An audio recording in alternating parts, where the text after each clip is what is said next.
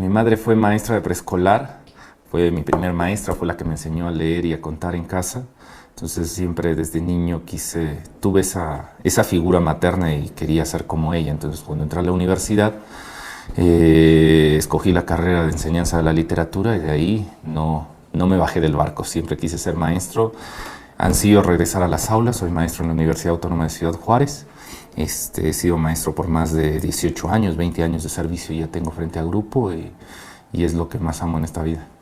Por ya prácticamente décadas se fue devaluando el trabajo del magisterio.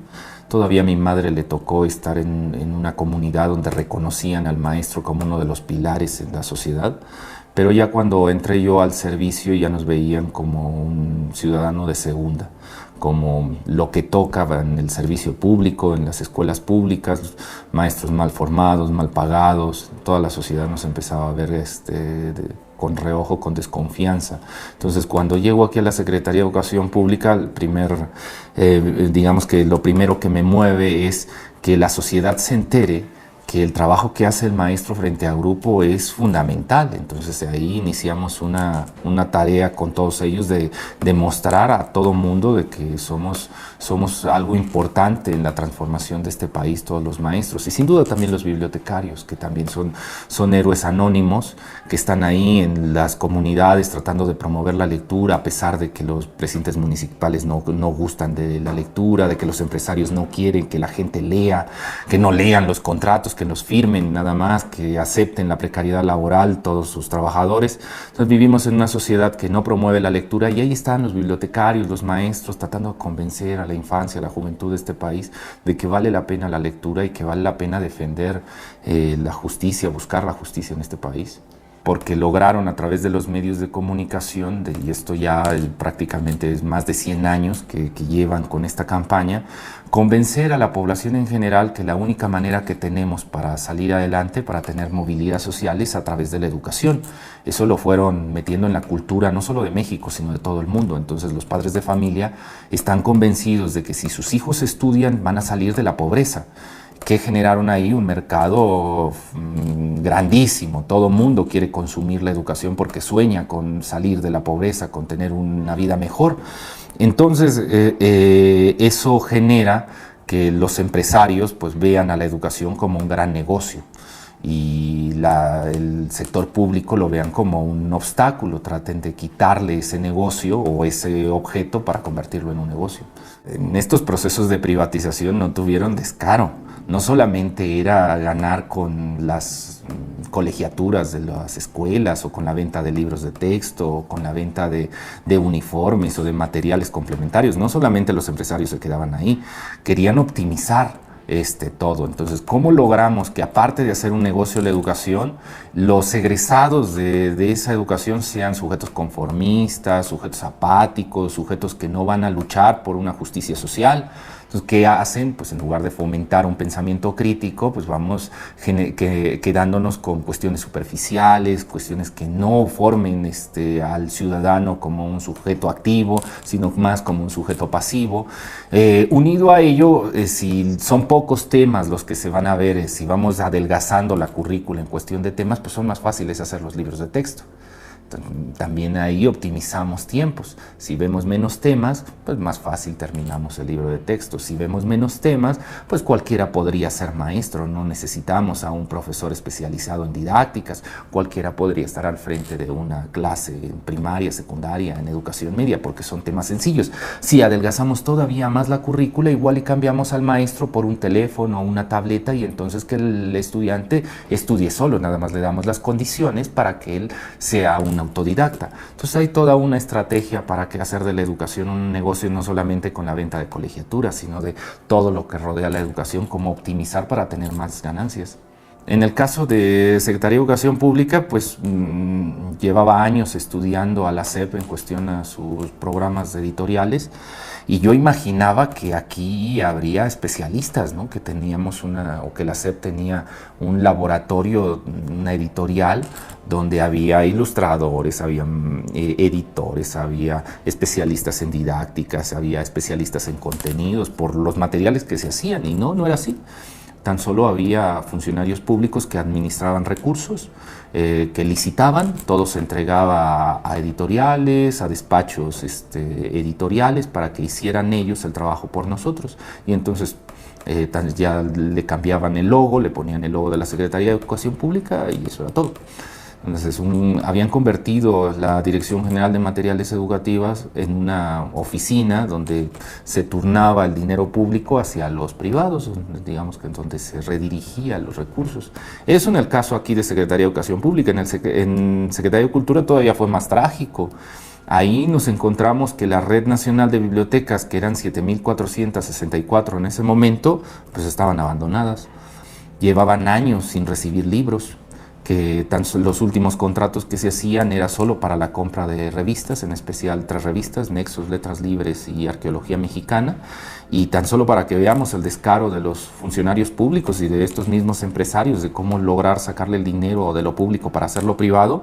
El último año, el 2018, el último año de gestión, de todo el presupuesto nacional de bibliotecas públicas solo se compraron 33 libros. 33 libros no para cada biblioteca, sino para todas.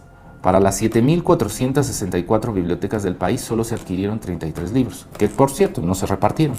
Ahí se quedaron embodegados, como también se quedaban embodegadas esas revistas, porque no había ni siquiera el ánimo para hacer las entregas. Era muy triste ir al almacén, que en ese momento estaba en Vallejo, ver ese almacén, ver todos esos racks llenos de revistas y saber que no había recurso para repartirse, porque en el cinismo de estos empresarios, al vender su tiraje, estas 7.500 revistas al mes, un tiraje o sea, 7.500 de 12.000, que más o menos son las que se tiran de Letras Libres y de Nexos, o sea, 7.500 que tenían garantizadas en ventas y a la Secretaría de Cultura, ni siquiera en el contrato estaba el que se distribuyeran esas revistas. Se entregaban en un almacén aquí en Secretaría de Cultura, y que fuera Secretaría de Cultura, que fuera biblioteca tras biblioteca entregando cada una de estas revistas.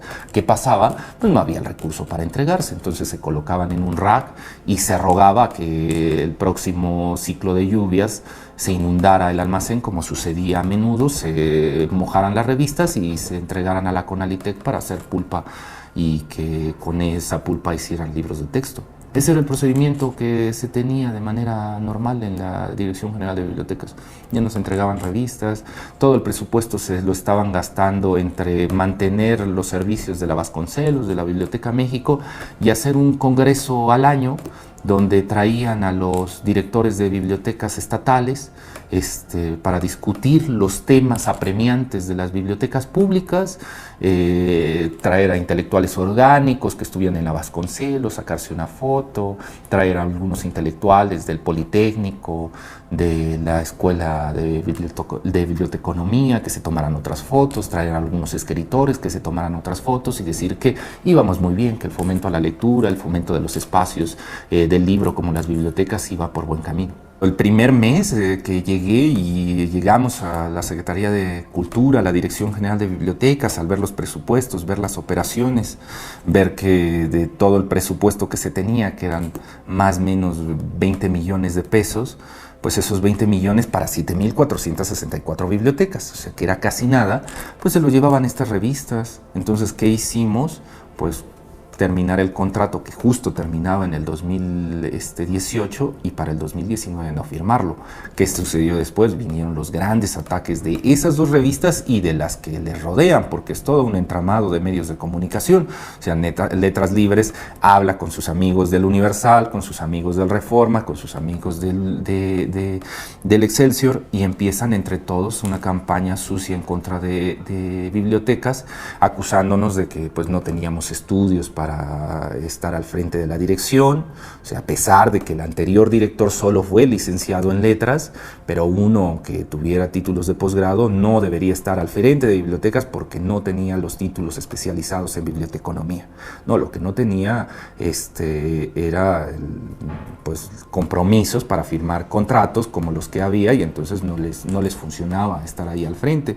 También nos acusaron de que éramos muy jóvenes, de que estábamos estropeando la red de bibliotecas, que espacios icónicos como la México, como la Vasconcelos se vendrían abajo por una pésima gestión, que no teníamos cultura, que estábamos muy provincianos para estar al frente de la red de bibliotecas, que son espacios culturales. Nos llamaron palurdos, ahí están las notas que saca Letras Libres, donde mencionan de nosotros que somos unos simples palurdos que estamos al frente de esos espacios bibliotecarios. Entonces sí, fue una guerra sucia para tratar de intimidarnos, que abandonáramos el barco y que llegaran ahora sí los profesionales de la burocracia a firmar los contratos que ellos querían. El escándalo más sonado donde saltamos a la fama fue la salida de Daniel Goldin de la Vasconcelos. Fue un momento durísimo, porque la Dirección General de Bibliotecas en ese momento teníamos a casi 1000 trabajadores sindicalizados. Y de esos 1000 trabajadores, pues estaban de brazos cruzados, bibliotecarios profesionales, dedicados toda la vida al espacio de fomento a la lectura, y estaban de brazos cruzados porque Daniel Goldin decía que el espacio de la Vasconcelos era un espacio privilegiado, un espacio artístico, y cómo habría un moreno frente al servicio, que iba a pensar la gente si en lugar de que un bibliotecario blanco le ofreciera el servicio, fuera un sindicalizado de la Secretaría de Cultura. Entonces, ¿qué fue lo que hicimos?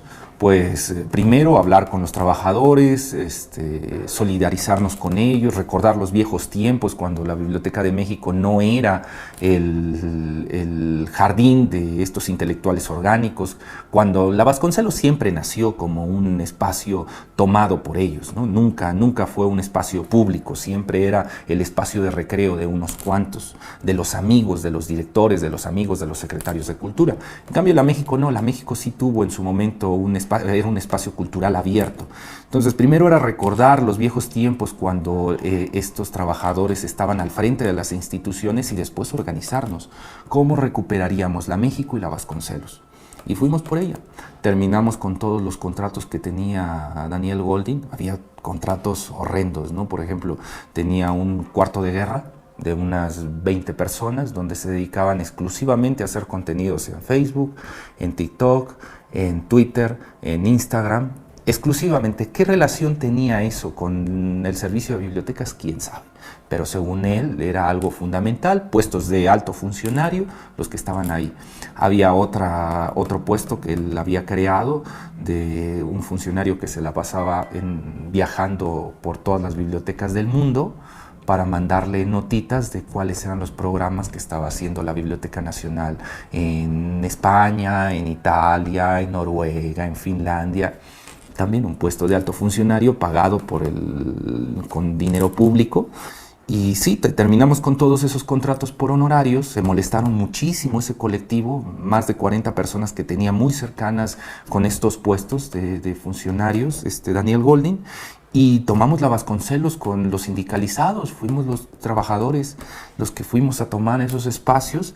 Eso le molestó muchísimo a Daniel.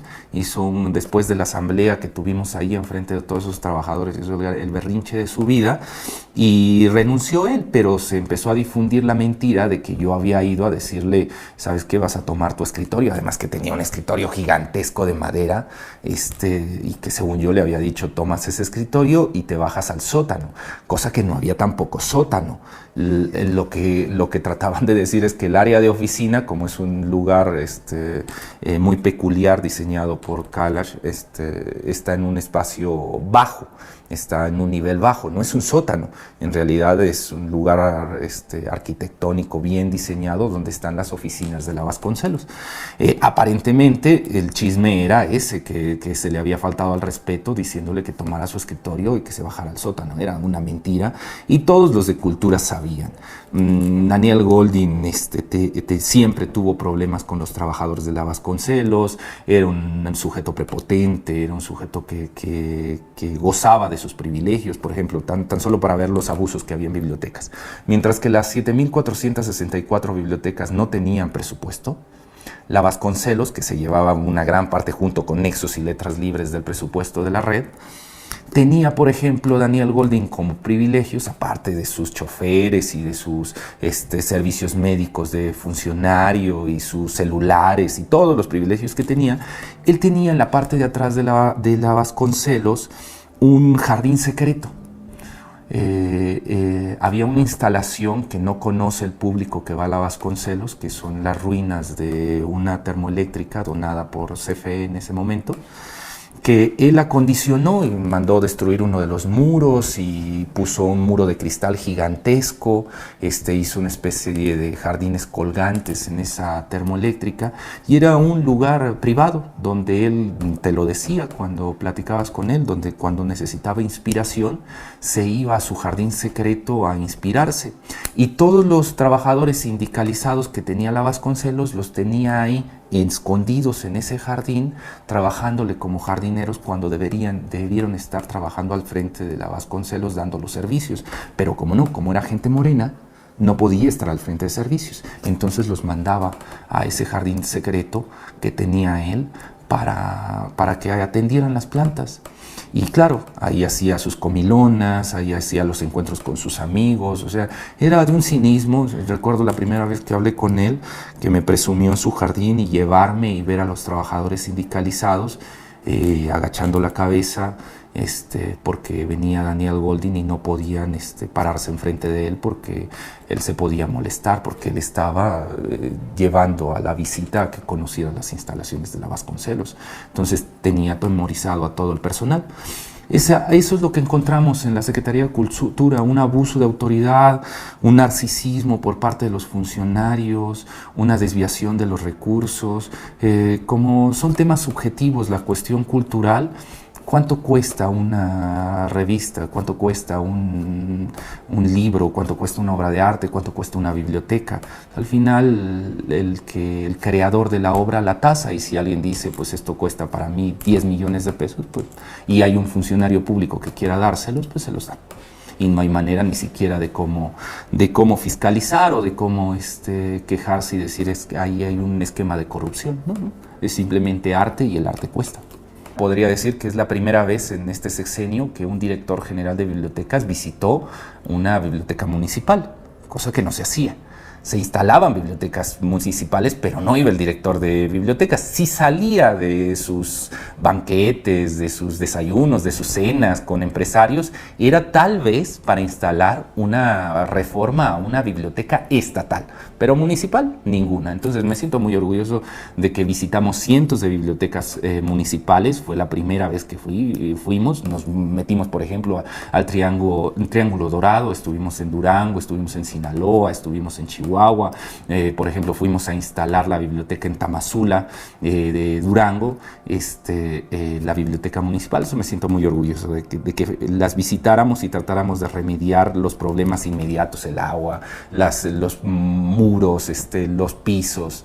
Eso me siento orgulloso. Pero 3 cosas creo que ayudaron a iniciar esa transformación en la cuestión de bibliotecas.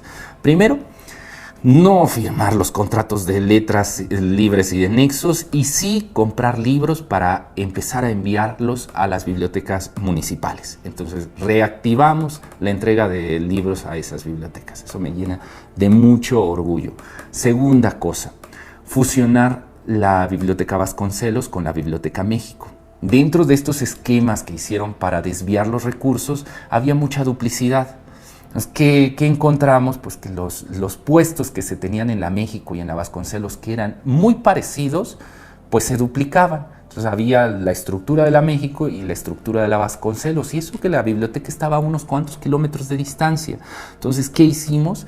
Fusionar estructuralmente, administrativamente a las dos bibliotecas para que con una misma estructura funcionaran ambas y con un mismo presupuesto. Con eso ahorramos dinero, junto con los contratos de nexos y letras libres, y pudimos por primera vez enviar libros a las bibliotecas municipales.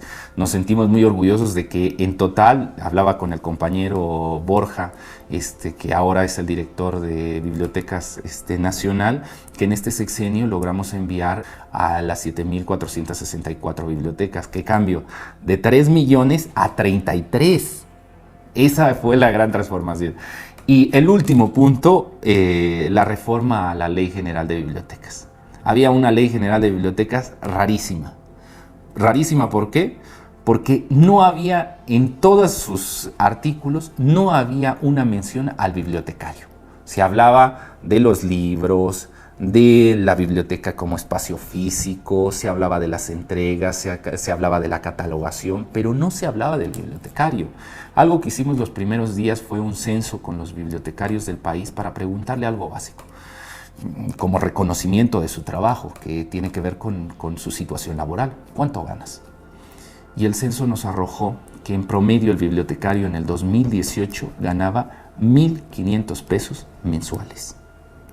En esa condición estaban las bibliotecas públicas. El corazón de la biblioteca, que era el bibliotecario, tenía un salario en promedio a nivel nacional de 1.500 pesos. ¿Qué hicimos? Una reforma a la Ley General de Bibliotecas para que apareciera la palabra bibliotecario, se reconociera el trabajo del bibliotecario y se colocara algo ahí, que el bibliotecario requería tener una dignificación, un salario digno. Entonces me siento muy orgulloso que se logró hacer ese cambio. Hubo muchas quejas, de hecho todavía están las editoriales amparadas ante esa ley porque ellos quieren todo para ellos.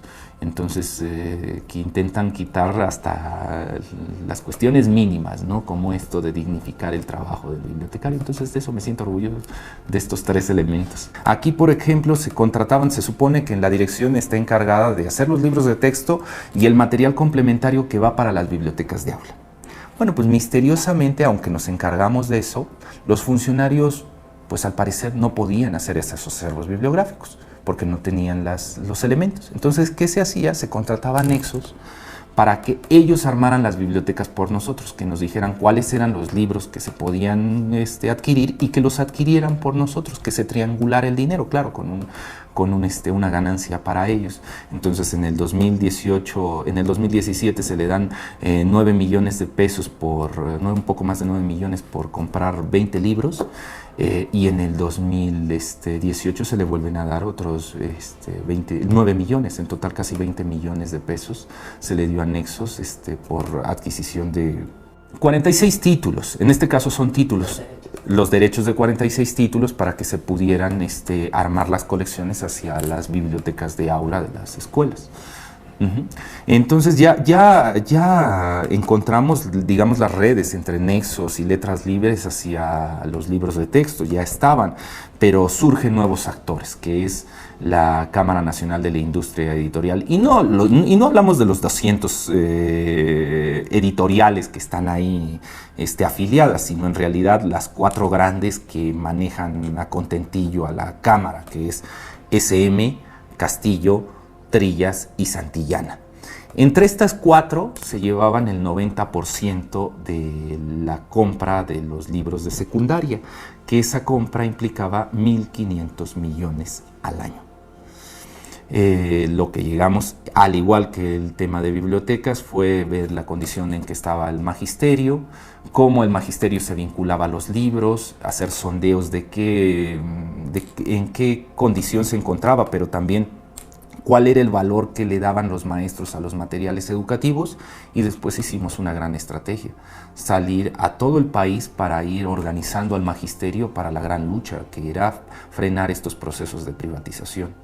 Primero, tener un plan de estudios que detuviera los procesos y que dijera, está bien, que la educación tiene la obligación de instruir a la ciudadanía, pero necesitamos más que instrucción, necesitamos una formación de un sujeto, y una formación que lleve hacia el desarrollo de una conciencia crítica que dé cuenta de las injusticias que hay en el mundo. Entonces, ese fue el primer punto, que el sujeto no solamente se instruyera, sino se formara, y se formara en comunidad. Y segundo, generar los mecanismos para que estos procesos de privatización se cerraran. Y aquí nos lo tomamos muy en serio en la Dirección General de Materiales Educativos, y hoy que ya acaba el sexenio, que estamos a punto de retirarnos, les puedo decir a la población que en este año no se compró ningún libro de ninguna editorial privada. Todos los libros los hizo la Secretaría de Educación Pública. No se delegó a ninguna editorial ni tampoco a ninguna organización civil que hicieran los materiales. Los hicimos en la Secretaría de Educación Pública, apoyados con el magisterio a nivel nacional. Miles de maestros participaron con nosotros a través de convocatorias para hacer estos libros, para hacer sus contenidos, para hacer la ilustración, para hacer la corrección de los contenidos, para evaluarlos frente a grupo y decirnos qué sí funcionó y qué no funcionó. Y nos sentimos muy orgullosos porque había funcionarios al interior de la Secretaría que nos decían, los maestros y altos funcionarios, no voy a decir el nombre, pero un alto funcionario de la Secretaría, nos decía, ya digamos que del viejo régimen, ¿no? de los que venían con esta línea de ser los sabelotodos de la educación, ¿no? Estos intelectuales orgánicos que se la daban de ser los gurús de la educación. Y decían, mira, Marx, del maestro frente a grupo puedes esperar que te cierre una calle, que te tome las instalaciones, pero que escriba una línea que sirva para un libro de texto o que dé una idea sobre pedagogía, eso no lo vas a encontrar. Y hoy no lo he visto al compañero, creo que por ahí anda trabajando en la UNAM, en estas castas doradas de las universidades, pero hoy si lo viera le diría, ¿qué pasó? No que no podía el magisterio hacer un plan de estudios, no que no podía hacer los libros de texto, y nada más porque no nos dejaron, si no hacíamos una transformación de todo el sistema educativo nacional. Claro, hay mucho dinero en juego y ya será cosa de la siguiente gestión el asumir, continuar con esa transformación o no, pero bueno, aquí está la prueba de que el magisterio podía hacer los libros de texto, que se podían hacer de otra manera sin que implicara un negocio, sin que esto se convirtiera en un proceso de privatización, y ahora aquí están los libros para el mundo, que sea el país el que los juzgue. Han dicho que hay comunismo, que me digan en qué hoja está el comunismo, me han dicho que hay herejía, que digan en qué hoja está la herejía. La verdad es que estos libros están ahí, los maestros ya los tienen en sus manos, los tutores ya los tienen en sus manos, los niños ya los tienen en sus manos y saben que todo lo que dijo medios de comunicación como Televisión Azteca, como Nexos, como Letras Libres, son mentiras. Son mentiras, son muy buenos materiales y les debería dar vergüenza a las editoriales que cobraban 1.500 millones de pesos al año y no tienen la calidad que estos materiales sí tienen.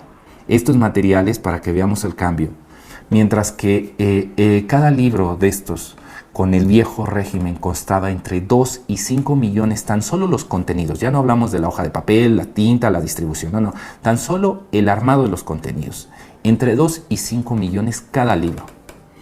Nuestra familia tiene 91 libros y costó en total esos 91 libros 8 millones. Y esos 8 millones no acabaron en las manos de algún ricachón, ningún intelectual orgánico del viejo régimen, sino acabaron en las manos de maestros de este país. Entonces nos sentimos muy orgullosos de estos libros y de cómo se hicieron y que demostramos a la casta dorada de las universidades de que se podía hacer de otra manera. Antes se intentaba homogeneizar a la población bajo ciertos arquetipos de lo que debía ser el mexicano. Abrías tu libro de texto y hasta veías a las mismas ilustraciones a niños blancos, a niños con cierta vestimenta, que hablaba de espacios urbanos del centro del país. Y estos libros, te digo, con estas imágenes, con este tipo de ciudadanía, pues llegaba a todos. Y entonces aquel que estaba en una zona rural, en la sierra, pues veía ahí los edificios y las calles, y veía los autos y a los niños blancos y a las niñas rubias, y decía, bueno, al parecer tengo que, para salir de la pobreza y para ser mejor o ser más, tengo que convertirme en esto o estar en este espacio, porque mi pueblo pues es ser menos, porque valemos menos. Entonces, en esta idea de clasismo y de racismo que se manejaba de manera muy sutil en los libros de texto, hoy ya no son así. Hoy los libros son multiculturales. Si tú ves cada uno de los proyectos que se plantean, si tú lo vas hojeando, verás cómo desde la ilustración cambia de un proyecto a otro. No es una ilustración homogénea. ¿Por qué? Pues porque no lo hizo el mismo maestro. En este caso, esta ilustración la hizo Luz Fernanda Jacinto Rodero, de la Ciudad de México.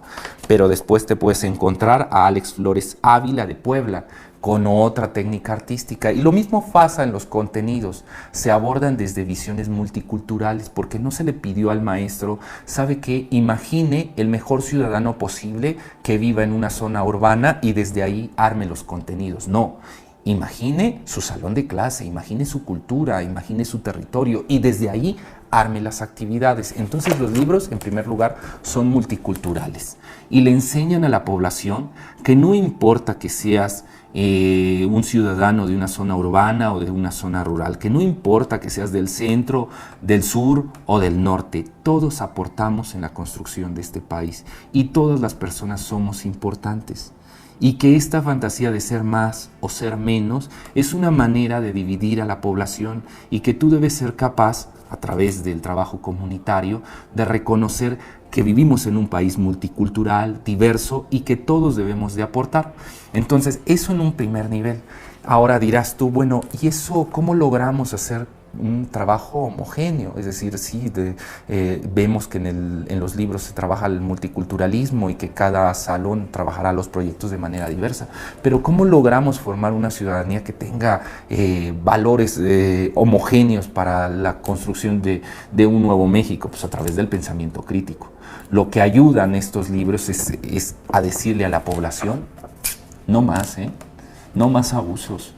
No más abusos con la naturaleza, no más abusos con los animales, no más abusos con las personas, no más abusos. Primero hay que hacer la lectura de la realidad, reconocer en qué momento histórico nos tocó vivir, de dónde venimos, hacia dónde vamos.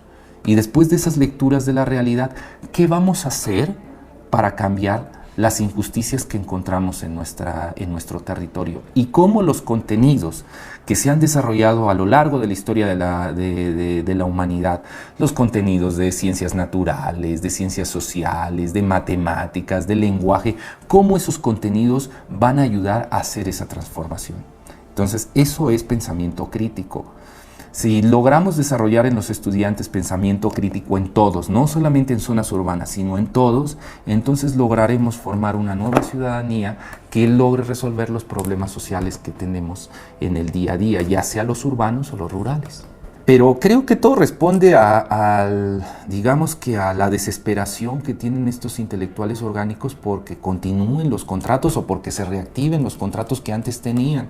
O sea, llevan un sexenio donde al menos dos que te puedo dar cuenta de ellos, bibliotecas y la Dirección General de Materiales Educativos no les dio un solo centavo.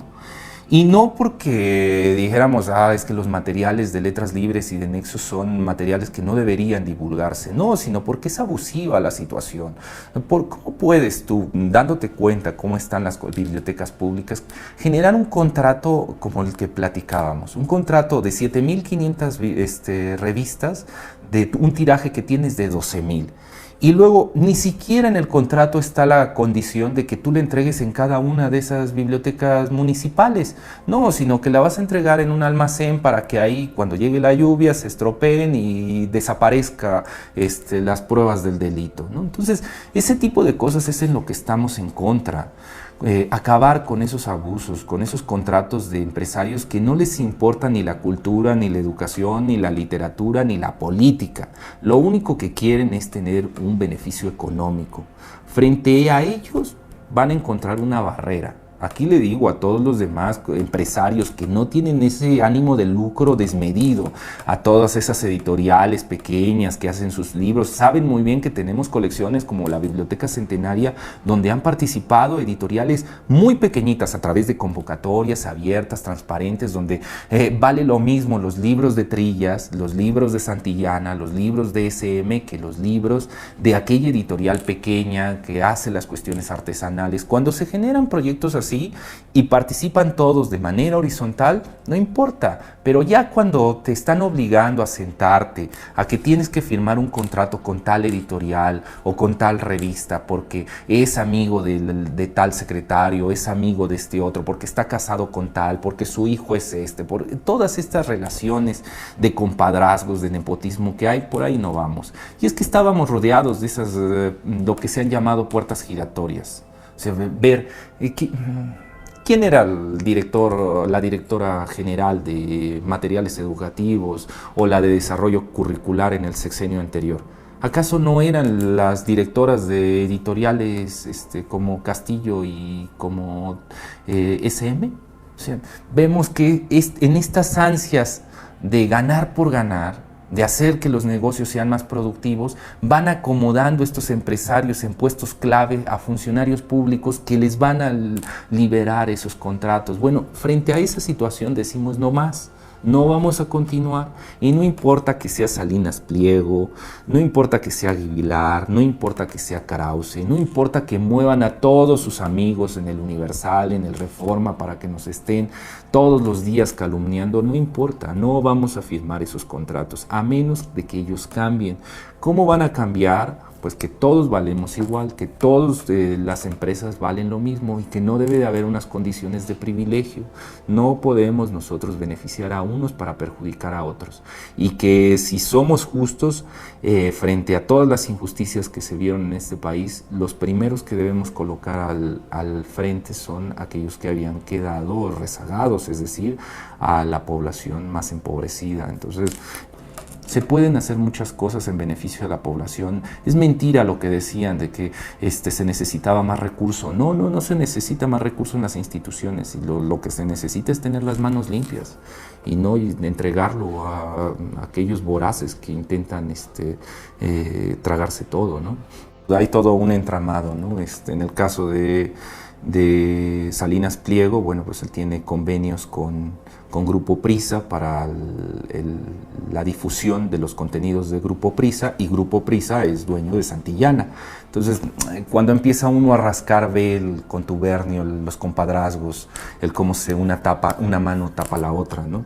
Yo lo que le diría al magisterio es que lucharon mucho ustedes porque estos libros ya no estuvieran en manos de las editoriales, ni en manos de castas doradas de algunas universidades, ni en manos de organizaciones civiles. Se luchó mucho. Ahora el libro de texto es propiedad del magisterio. Lo hacen el magisterio en este país. Maestros y maestras frente a grupo diseñan tanto los contenidos como la ilustración de estos libros de texto. No pueden regresar este material educativo a manos de privados. Y será su obligación como maestros frente a grupo, estar vigilando que los nuevos funcionarios de la Secretaría de Educación Pública no entreguen esta conquista social en manos de privados. Necesitamos continuar. ¿Qué sigue, compañeros? La formación del magisterio. Pues esta conquista ya se logró, esto ya es un tesoro del magisterio. Bien, pero ¿qué sigue ahora? Los contratos por la formación de los millones de maestros en este país. Contratos en donde Nexos vuelve a tener las manos metidas, en donde el Grupo Monterrey vuelve a tener las manos metidas, para saber cómo se va a dar la formación del magisterio, cómo se van a repartir esos contratos y estar muy listos, porque esta transformación educativa no terminó con unos nuevos libros de texto, sino debe continuar hasta cambiar todo nuestro sistema educativo nacional.